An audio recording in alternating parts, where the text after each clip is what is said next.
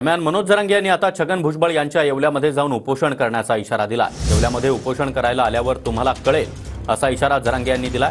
तर भुजबळ सक्षम आहेत, ते घाबरणार नाहीत असं उत्तर त्यावर आता बबनराव तायवाडे यांनी दिलं।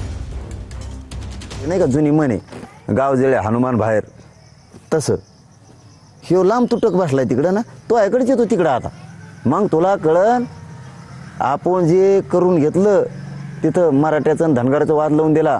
आता मात्र लय खोटा गोतला गाड्यानो, तू लय शहाणा नाही ना, तुला वाटतं मीच लय शहाणा आहे। तो या पुढचा शहाणा आहे मी तिकडं परवानग्या काढायला लावल्यात आता। हां, येवल्यात आणि नाशिकमध्ये जाहीर सांगतो तर मी बी तिकडे येतो आता उपोषणाला। मग कळन तुला किती बेकार असतं। ज्यांना कुठे आंदोलन करायचं आहे आणि काय करायचं आहे तो त्यांचा वैयक्तिक प्रश्न आहे।